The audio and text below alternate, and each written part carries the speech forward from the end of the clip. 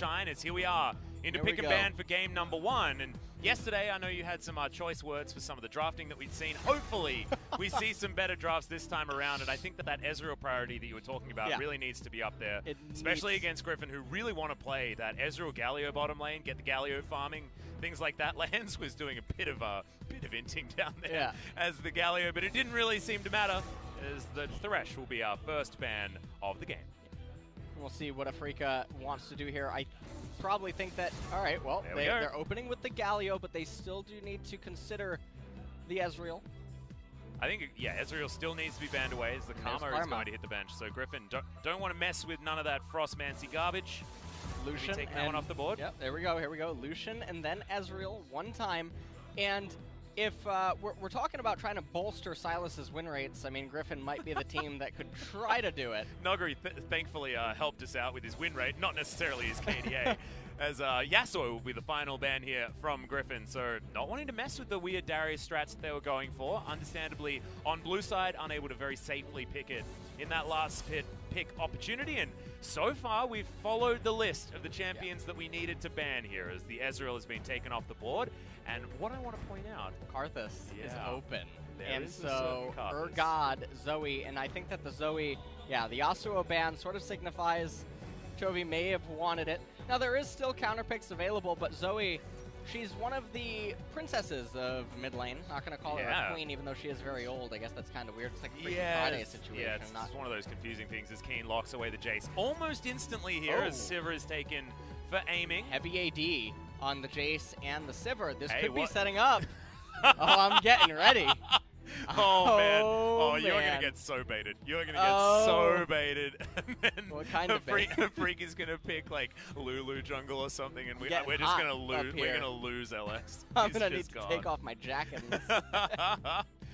Well, Kai'Sa being considered here for Griffin hasn't exactly been the most successful pickup thus far, but it's been picked into a lot of Ezreals and has lost turret at about 13 minutes into the game. So it's not necessarily the best. That was, of course, Kingzone versus SKT earlier on in the week, where Ezreal just ran rampant in every single game. Just disgusting. This time, going to be banned away. So the Kai'Sa might have a better chance. Saw Kramer for LGD actually destroying IG with the Kai'Sa pickup as Alistar locked in for Lehens. Do we just pick it right here? I think if they're going to pick it, they need to pick it now. You do have to pick Karthus right here if you're going to try to pick it. It was banned away from Spirit earlier on. That's not him. Oh, man. It's the wrong, well, it's wrong Thomas. Karthus. Yeah, that's the wrong one. We've got Mr. Kench in there instead of Karthus. And look, Kench starts with a K. It's got almost the same amount of letters. There. Yeah, they probably just made a typo and misclicked. Yeah, but now do we get the Karthus ban? Does the Karthus ban come in here because the Afreeca Freecs are going to take away some junglers from Tarzan? Not quite the champion that Karthus would actually be afraid of, which is a little bit surprising. And now, there it is. You know what? Get up. Yeah, well, I mean, it's not like we're surprised about this one being banned. It was banned in the first round against the Afreeca Freecs in their last series as soon as Spirit was subbed in. Zach going to be taken away from Tarzan here, and certainly has been a champion that's been cropping up in his wheelhouse and does suit Griffin because their lanes play so well around priority and not having priority at the same time. Griffin feels like they just lane very, very well, and they lane safely for Tarzan, so don't give him something that just wants to scale, just wants to play safe, because he will always seem to get to that point. And with the way that the bans are still going, Yorick now banned away. I know a lot of players like to actually take Yorick against Whoa, okay, that's a Skana. Okay, Spirit, we got the Captain Flower special, as the Scorpion will be making his way onto the Rift for the first time in 2019 in the LCK. And now if you're Griffin, how do you end up wanting to respond to this? I don't think Urgot is that bad of a pick here. I mean, he is still the Urgod. Yeah, I mean, he's the one that hasn't been touched all that much. There he is. So as we're still flexing the Jace here just a little bit between UCal and Keen if they want to, and it's not exactly the most fun matchup for the Urgot on the top side of the map, but Griffin do have to round out their composition here with the jungler coming in last. The jungle pick, I guess, here is a little bit difficult to try to squeeze in, because you can't pick something like Xin Zhao into this type of team composition, I don't think. I think On the Hunt really makes Xin Zhao feel really bad. Yeah. Especially mid to late game, as Nocturne is going to be the choice here for Griffin.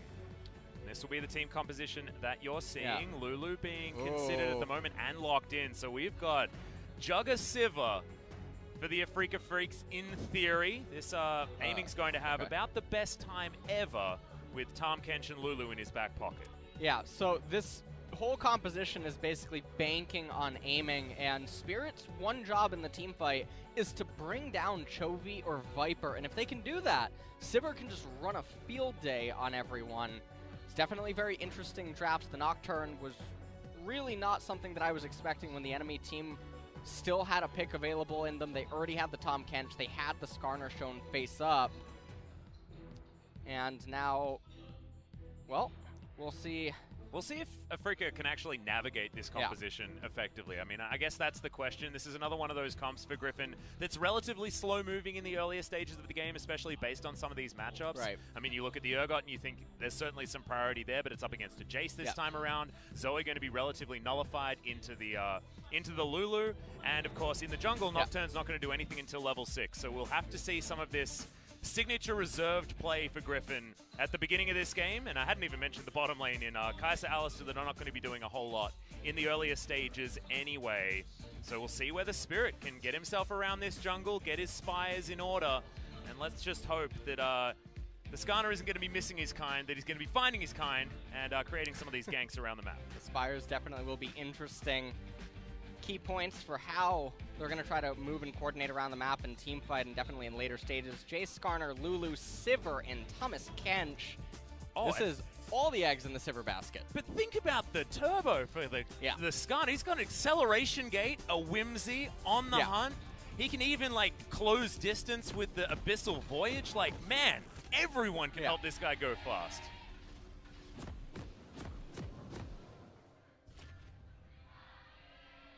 I apologize, getting way too excited about this Afreeca team composition that we almost missed out on the fan cheers, but here we are into game number 1. Whoa. Okay, you all right?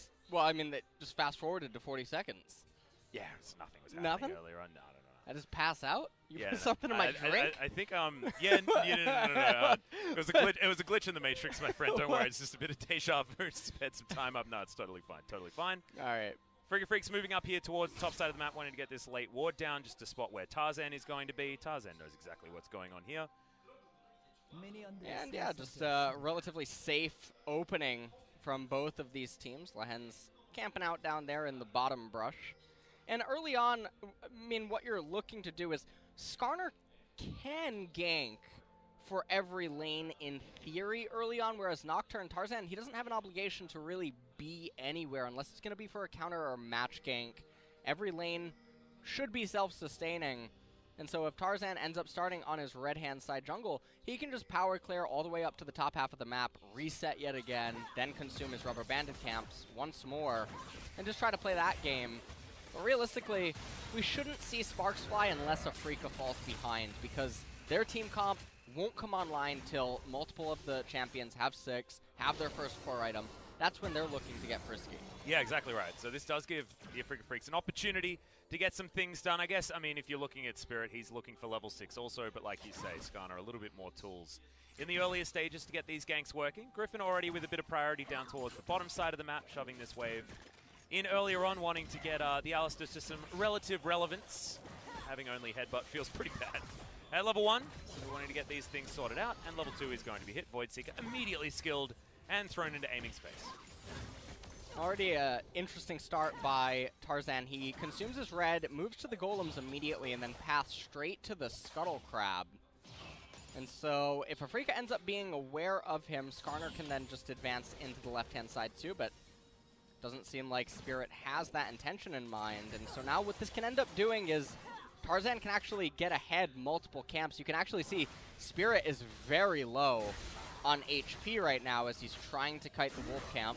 Yeah, he's going to be with a smite very, very soon, but if he uses it on this big wolf, no, not going to. Oh, this is going to be a smite fight. It's going to be a smite battle, and the information is actually given here. Tarzan gets the smite and gets out of there with the blue with extra health after the smite as well, meaning that the Spirit cannot fight back. That was a disaster for the Afreeca Freecs. The Spirit heading towards a 3-bar. He is really far behind right now inside of the jungle. because not only is this going to be a 3-buff, it's going to be both Scuttle Crabs going over to Tarzan, and he's even going to get a little bit more gold to boot because he's going to get the Spires on the left-hand side as well. And so Spirit, not in the best of situations. You don't want the Nocturne getting not only a rubber band lead over you, but also just extra camps this early on with nothing happening. And I feel like if Spirit had played that a little bit more cautiously and just thrown his smite out from the brush, tried to collect things, it could have been a very different story, because then it would have been 2 buffs apiece, everything would have been okay, and Tarzan would have wasted a lot of time taking down that blue buff, but doesn't happen in the end, and Spirit is going to be left without any Scuttle Crabs and without any blue buff either. And he has his Predator boots, but you can see that he doesn't have his completed jungle item, so while his sustain inside of the jungle will be relatively okay, he can't really do anything here. UCal has essentially no mana. Chovy would be the first one to be able to collapse and get priority. And now, much like Malrong yesterday, Spirit, looking like he's on autopilot, just moving around without anything to do. He picks himself up some gold via the Spire, but nothing really going on. This is looking identical, actually, to the Jin Air Green Wings game from yesterday, where one jungler just powers so far ahead of the other. Yeah, this is looking like a disaster, because Spirit was happy feeding for the majority of that time all over vision that Griffin had available to them. And what were we talking about Afreeca? We were talking about them having a lot more tools to utilize in the early stages of the game than what Griffin had. And right now, Griffin not getting punished for any of those choices whatsoever, apart from here on the top side of the map, as Keen has been laning very effectively, even still has his teleport, in comparison to Sword, who has himself a bit of a disadvantage here. So Keen will go back, Serrated Dirk in the back pocket, will continue raining terror on the Urgot, which is a little bit off-brand. I feel like Urgot should be the one raining terror just in general, but not happening this time around. Jace is here, punishing him very, very hard. And this was the top lane matchup that I was referencing a little bit earlier on, where Afreeca could maybe find a pretty big edge, because this is the biggest discrepancy that could exist in any lane for Afreeca. Yeah. You're not going to find it in the jungle. You're not going to really find it in mid lane right now. Chovy has been on fire in 2019. He's just been an absolute monster. And down in bottom, you don't expect Viper and Lehens to be getting outclassed. So far, though, Afreeca, they are going toe-to-toe, at least in the CS department, down in bottom lane, but nothing really exciting happening, and that's because it can't. Griffin won't look to do anything unless Afreeca makes really big errors until that Nocturne 6. And likewise, Afreeca can't really look to do anything other than in top lane until Skarner's 6. Well, Tarzan was thinking about coming in and trying to get some stealing done, but he only just had his Raptor camp back up again, so he didn't have a whole lot of extra things to do. Rift Scuttler will be spawning very soon, but Spirit is going to go back home, grabs himself a Chilling Smite, heading towards his Cinderhulk as item number 1, and Tarzan continuing to get his power farm on. Warrior Enchant almost online. Here for the Nocturne, who's getting dangerously close towards that Paranoia, is Chovy thinking about shooting UCal with a Super Soaker. Does so, and he's going to win out on that trade even after that extra Paddle Star comes through. And the thing about this is that Griffin rolls like a god as the Scuttle Crab appears on the right-hand side of the map, which is in close proximity to Tarzan getting his red buff. And now Tarzan has 6. He's going to consume his red buff. And even though his bottom lane is resetting, he is in close proximity to gank for mid lane. Skarner, still not 6. Yep, and Spirit desperately trying to find any camp available on this map, even going to be venturing into the blue side jungle of Tarzan, but there is nothing here. Oh, Gromp does actually finally respawn. Spirit thinking about trying for a gank attempt up top side, but this wave, of course, is getting shoved all the way in. Good ward there for Spirit. Spots Lehens making a rotation up, which means that Keen gets all the information to back away.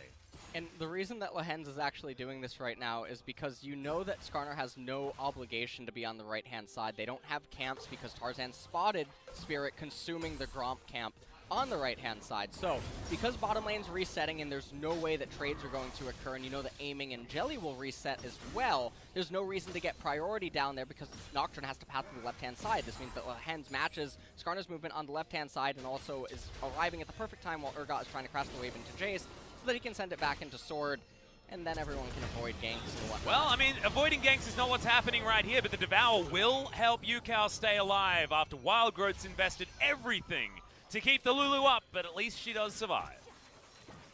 She goes down, and Skarner and Thomas Kench moving into mid lane right now, but Chovy Can't actually see the size of the minion wave. Yeah, he's going to be able to get a plate here as well, split it with the hens.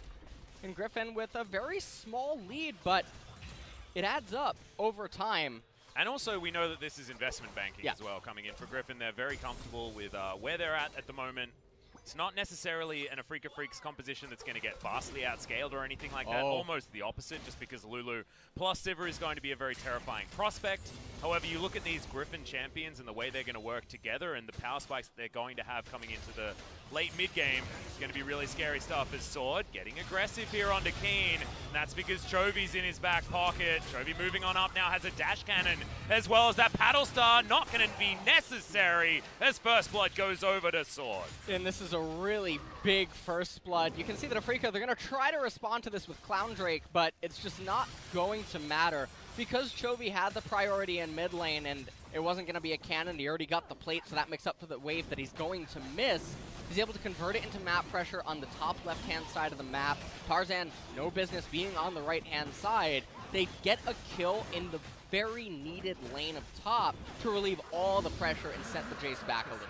Yeah, absolutely perfect stuff here for Griffin. Focusing on the right area and having a Zoe moving around the map. I mean, why were we complimenting Faker earlier on his Zoe play? It was because he was able to get out of his lane and get the work done. As he does use his flash, but look at this. Chovy, Trouble Bubble in exactly the right spot. Nowhere for JC Boy to go. That's an easy kill for Griffin. Now returning to the current game, almost a 1K gold lead here for Griffin at the 10-minute mark. Chovy going to get handed off the blue buff. Paranoia almost up for Nocturne, and if we see this wave up into... No, all right, not today? All right. There is an interesting thing that we actually need to talk about here, is Viper starting with the Doran's Ring is certainly a Viper move to make, but it looks like he's going towards Blade of the Ruined King, his first item for the Kai'Sa. We'll still be moving into that 2-item power spike of the Ginsu's Rage Blade coming in afterwards, but not going to be focusing on the Q evolve as much, trying to get that Supercharger evolved as quickly as possible. Definitely interesting take. A lot of Kai'Sa players lately have been doing the double pickaxe with the BF sword. I feel like that has been the easiest way to get that Q evolved as fast as possible. I believe Papa mentioned it on Twitter yesterday, but level 9 is where you get that one is aiming. Really nice spell shield there. Always a bit confusing to spell shield a Alistar, but underneath the turret, he's going to be able to at least use it on the headbutt and everything's all right.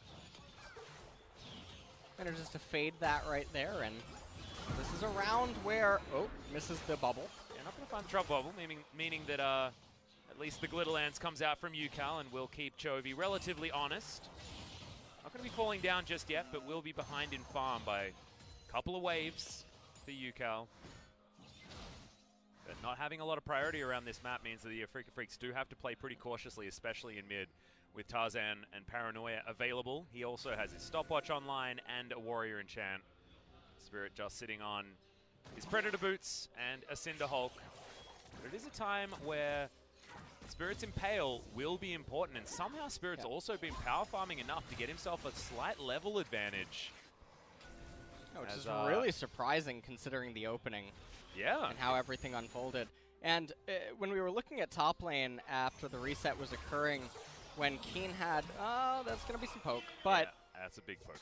When we were looking at top lane, Sword had the wave coming into him, and it was set at a time where you knew that Tarzan's red side jungle had all just gone down.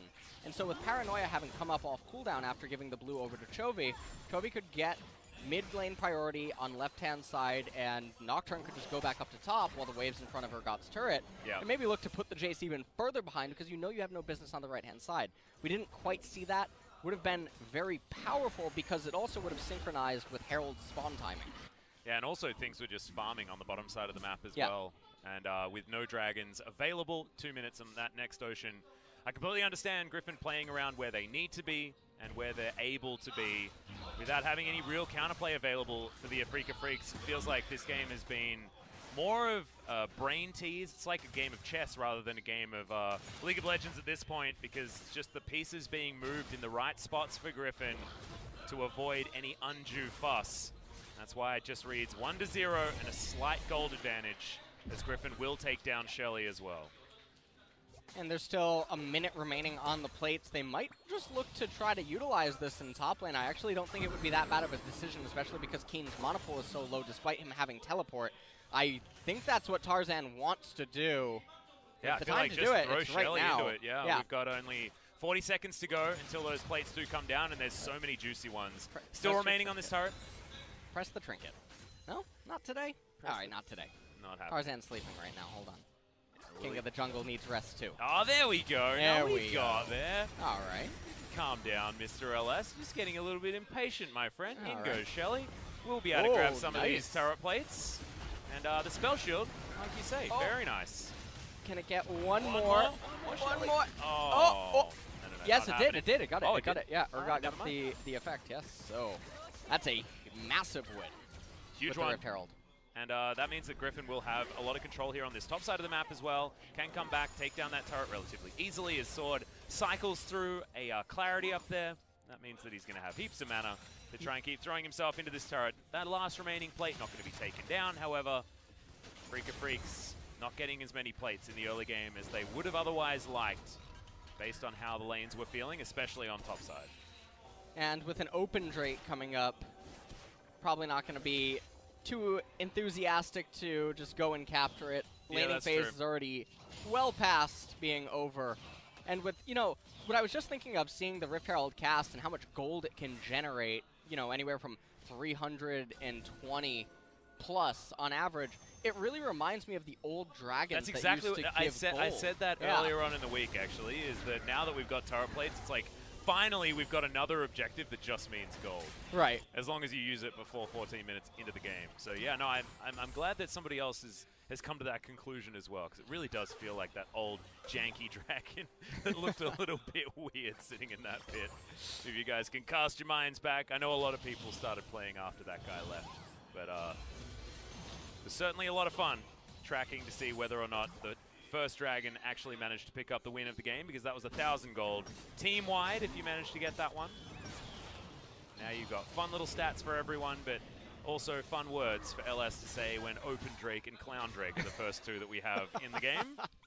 I don't think Clown Drake is exactly Clown Drake in this game, though, because gotta go fast has been the aim of the game. It's gotta go fast into the Death Chamber seems to be where Keen's going, but it's a great stopwatch to deny it from Sword, and the ultimate is not going to come in. Fear Beyond Death, very, very close to being aptly named, but thankfully for Keen, he's going to be okay.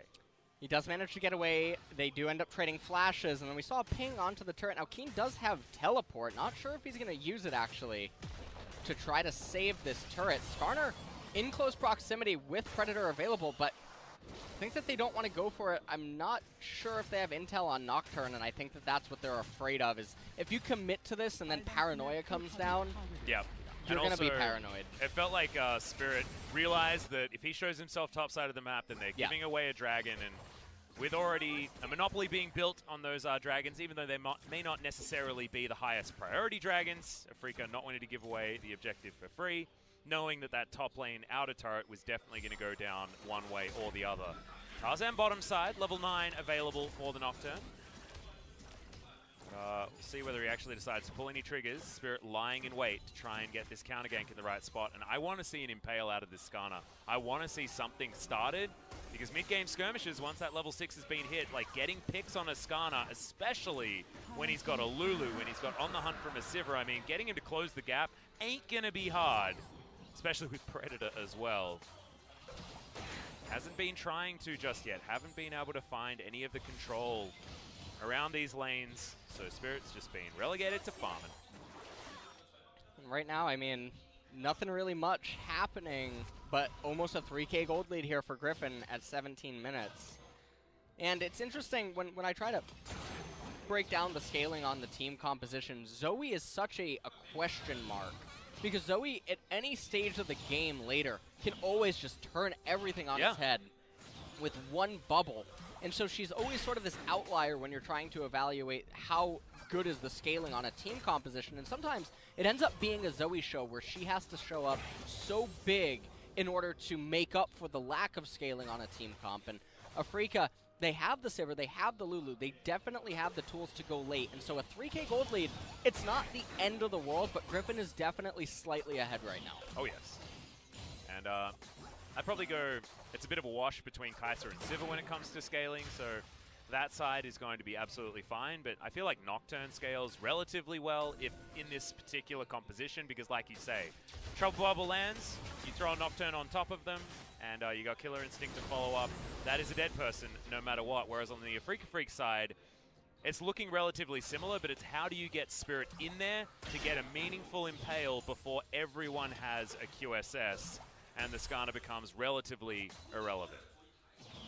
Because we've already got one of them coming in here. Viper will be building one as soon as he's done with his core, and that's going to be somewhat soon as well, as Viper has decided to go for this double pickaxe. An extra pickaxe a little bit earlier, but Blade of the Ruin King was where he went instead of the BF sword, so a little bit later, but a lot more utility now available with the extra on-hit damage and scaling health damage for the Kai'Sa. And, I mean, right now, this is looking very much like a Jin Air game, so I think that Afreeca, they may have had some phone calls in the last. I think I found out who Afreeca's Valentine was. That's what I'm getting from this. Yeah, I'm getting some Gen G vibes as well, actually. It's one of those. Well, that is, but that's a worry. That's a worry. Going. We already mentioned the fact that Griffin feels like the longer this game goes, the more comfortable they're going to be. It's just how Griffin play as a team, but it's also how this composition is going to work as well, as UCal playing a little bit further up than he has been all game, as there's the headbutt after the flash coming in, but there is always the Devourer available. The anti-fun Tahm Kench will always be able to do that, as the beach ball flies a long, long way, but doesn't actually find any joy. And at least, you know, Lehens can have fun with his Hex Flash. And right now, I mean, they did get some summoners, but other than that, not really achieving all that much. We're going to go back into this lull state, although they are getting quite a bit of chip damage, at least, down here on the Tier 1 turret. Thomas not quite in range yet. They do have to respect the Abyssal Voyage, and that Skarner could just be on the horizon, and so now bottom lane back to being a stalemate. Yep, Snooze Fest down there. 3,000 gold is still that lead, but I feel like Afreeca have pulled it back just a little bit. But blue buff going to be taken here. That's going to go over to UCal. Viper with a whole bunch of extra evolutions than you otherwise would have if it's the double pickaxe build that we heard of before. I believe that supercharger has actually been evolved. Blade of the Ruin King and the Berserker's Greaves should get you there. So Viper now going to go back home. We'll see what he can actually purchase for himself now. QSS being picked up. He's going to pay the Skarner tax. An understandable one there as well. It means that he denies a bit of the damage coming in from UCal as well if the Glitter Lance does come across. But it will put behind his Rage Blade, and putting behind a Kai'Sa's 2-item spike has always been something that you feel very good about. Right. And now it looks like they're posturing for vision around the Baron. It is only 22 minutes. But with a Blade of the Ruin King and a Nocturne, I mean, they do a lot of damage to a Baron. Yeah.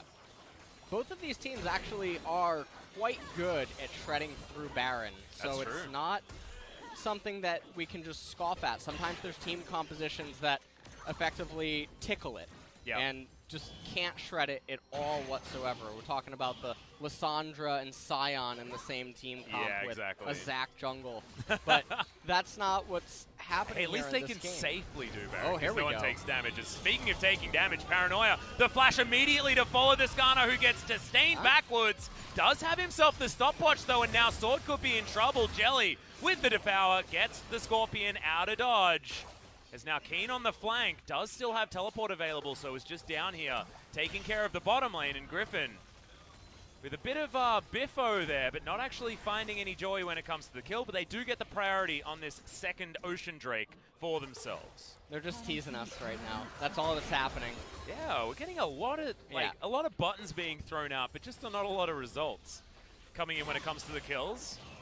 Just that first blood going very easily over to Griffin. Ooh. As Lehens, like we say, does like to experiment with some Hex Flashes. Is Chovy going to use a hijacked one? And, well, at this stage of the game, I mean, let's take a look at the itemization. A Black Cleaver almost completed now for Jace. And I guess if we're talking about items as well, like you were just going to bring up, I mean, what are the item timings that we're looking for if we're thinking about getting an Afreeca victory this game? Are we waiting for 3 items on Sivir and then fight, or is it Ardent Sensor as well on UCal that we need to get to? Well, I think Sivir is going to end up having to wait for Lulu to get another core item. And, I mean, there's no real... Oh, man. Well... He's dead. Yep. That's what happens. It just feels real bad if you flash right there. I probably would have flashed over the wall into the Raptor pit, but hindsight is 20/20, and unfortunately for aiming, the panic flash comes in as well as the death.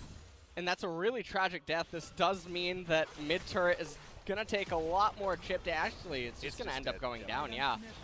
And this is not what they want to have happening. Sivir definitely wants to be waiting a little bit longer to come online, wait for Lulu to get another item. Afreeca is definitely looking to take fights around the 4 and 5 item mark against this Griffin team comp. And interestingly, because of the way that Griffin's itemized, you can see multiple Quicksilver sashes on their end. They have an Oblivion Orb on Zoe, which even though you could make the argument that it will eventually go into Morellonomicon and that can help stop some of the healing that's present on Afreeca, the Void Staff and Zoe's role inside of this game to just simply outright delete a target, not try to prevent their healing, is infinitely more valuable and more in line with how the Urgot and Nocturne want to play. Yeah, exactly. But also, I don't know, man. I feel like after that one mistake, that might be the pivotal mistake that puts Griffin over the edge. And I know that's so weird to talk about because we're in a meta now where it's all about taking chances. It's all about doing your very best to find, you know, opportunities and make proactive plays. But Griffin still make you feel like you're playing against 2015 SKT, where as soon as one mistake is made, the game is just straight up over. And that might have been what just happened with aiming falling down, because it spelled outer turret in the mid lane. It spelled outer turret on the bottom side. It meant that aiming wasn't present on the map, and now they can't fight with Reckless Abandon because aiming doesn't have his flash as well. There are so many flow-on effects, and this might even be another one, as the Trouble Bubble did way more damage than I was expecting. Yeah. Onto aiming there, and if any of these land, that's someone dead and probably a Baron going down as well. Yeah, it's a really scary thing because the Sivir is such an integral part to the team comp. If she goes down in a fight, it's all over. Nocturne, Urgot, and Zoe's job is just to assassinate her right before a fight breaks out, or to get her low enough to get her out of the fight. Whereas on Griffin's side, Zoe and Kai'Sa are both problematic champions. And let's say that Sivir and Kai'Sa go down. Well, Zoe is still a very big nuisance, and if both teams are missing their ADs and their mid laners, the Urgot and the Nocturne is infinitely more scary than the Jace and the Skarner. Yeah. Not to mention the fact that Yukal is, as soon as Sivir goes down, then his reason for being in a team fight is now also down. So if the Paranoia does go down, and aiming is the one that falls because of it, or even if Chovy just lands a really nice Trouble Bubble like he already has this game, that's when things become a problem, because 5,000 gold is now the lead. Chovy's continuing to be a problem, an issue in this mid lane. He just throws Paddle Stars left, right, and center, creating so much space for Griffin to play in. And when you've got just one guy sitting on a relatively, I guess, stationary, although he does portal jump around Zoe in the mid lane, and no one can actually walk up to him, Griffin just has so much extra space. Like, they're basically using this Zoe as 3 people at this point in the game, which just you shouldn't be able to do. And he's got such a huge lead in the farm. Like, we could talk about how far ahead Chovy is for probably the rest of this game, and then it'll be over. And well, also Keen might be in trouble as well. Yeah, half the health bar now of the Jace. The ultimate is going to land. The Ignite is down, but I don't think he's going to get eaten through with the Fear Beyond Death. What? He just runs up and ignites him. He wanted to get his teleport back, I think is how it was looking. Is okay. Not going to get hit by that Trouble Bubble. Gave him a little slap on the cheek. Yep. I'll let you decide which one I'm talking about. All right, so... Oh, that's because he might just be dying here on the bottom side of the map. Spirit does find the Impale, but Sword still gets that kill. And Tarzan, remember guys, he's got a Guardian Angel that he doesn't actually need to use as of yet. Gargoyle's Stone Plate there as the Purge gives the shield in for Sword, but he will be taken down. No perfect games available here for Griffin when it comes to these kills, and Afreeca grab their first of the game. And it ends up being a 1-for-1 in the end. Guardian Angel is able to be kept up on Tarzan, which is an objective in and of itself as we're starting to move into the later stages of the game.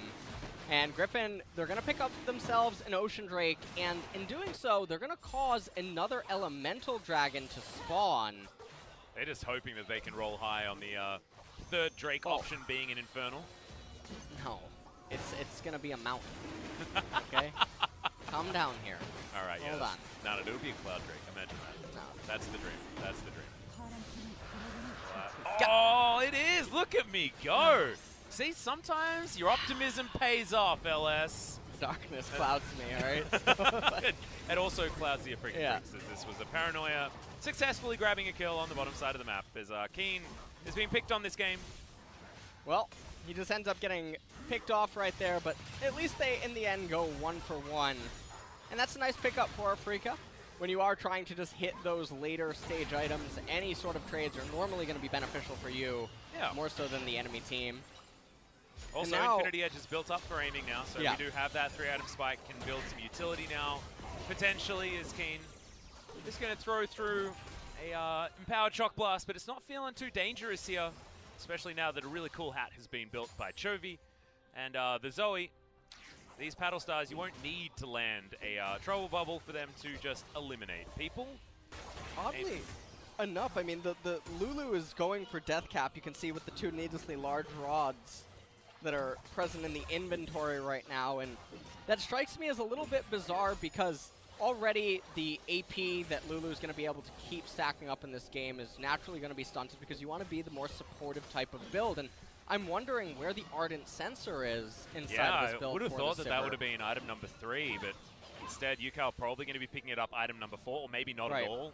Like, does he go Void Stuff and try to be Battle Lulu? I wouldn't like it, because I feel like you're double dipping a lot more if you go for the Rabadon's Death Cap into the Ardent Sensor, because, yes, you got big AP numbers, but that translates into both utility and both. There's the flash in from Lance. Gets the headbutt back, but thankfully, there is a Devour now on top of this Sivir who can get some free hits down, but Chovy finds him in the back line. They eat up the Skarner for breakfast, and Afreeca Freecs. All right. You can't walk into a big old Pulverize like that without getting taken down, and Keen wonders where the hell his team's gone. They just got milked. That was how that fight just ended up going. I think this might be... No, they don't have enough minions. It's not going to be the end of the game yet. They don't have a teleport. Well, can Sword actually just tank up these Nexus Yeah, turrets? actually he can. He has Stone Plate. He has the Guardian Angel. Yep, so this much is just armor. the end of the game. As Keen's like, oh no, they brought the minions over to the Nexus. We can't actually do anything. I'm going to have to teleport in and just die. That is the clean ace, and that is Griffin saying no to this game going any longer. I'm getting flashbacks from Jin Air because this is exactly how the games went yesterday. Tons of build-up, lots of scaling, one fight over. Boom. Yeah, that was just absolutely terrifying. And you can see Stevie Max having a chat to Chovy here. It was all about him. I actually felt like there was some stability being built in that last team fight. The Devour comes in, the Wild Growth is on the priority Sivir target, and then a Paddle Star flies in, and he's just dead, eliminated immediately. And he had about 2,000 health. Well, Chovy does about 2,000 damage with one button. So, that's it. You build everything up around aiming. He dies immediately at the beginning of the fight after all of your buttons are now on cooldown after being put onto him. And you know how the fight's going to go. Griffin, another day in the office. And, well, now Afreeca are going to have to go back to the drawing board, try to figure out and devise a flowchart to get to Karthus. It's not going to let this go. Oh, man. Well, at least they can potentially first pick it this time around, as they will be moving over to our blue side. I got a 5-head. You like this 5-head? Yeah, it's actually pretty cool. I mean, it's better than what we saw yesterday. Raynad can get in line now. I'm taking... Because actually, there's like, as far as forehead quotient is concerned for this desk, there's a lot. I mean, I got a fair bit of forehead just in general. I can extend it as well. It's like, yeah, there we go. If we do the frowny face, then we combine our powers. Yeah, we're like a 7-head syndrome at the moment. But it's going back to the game. I mean, you don't really want to be talking about it. We want to be talking about our foreheads at the moment because Griffin it seems like we're just saying the same things every single time. Who is going to be able to actually upset this team? And so far, the answer is absolutely no one, and it's certainly not the Afreeca Freecs, who honestly just rolled over and died this game. 2.2k damage to champions for the jungler, mid laner, and support. They like the number 2.2. Lots of pocket deuces on the side of Afreeca Freecs. So that was a whole lot of doing nothing. Yes. So that was fantastic. This game, I mean, there's really no other way to put it. Skarner fell behind really early, couldn't ever really use... I don't think he ever used an offensive R. He did underneath the turret against Tarzan, who then didn't lose his Guardian Angel.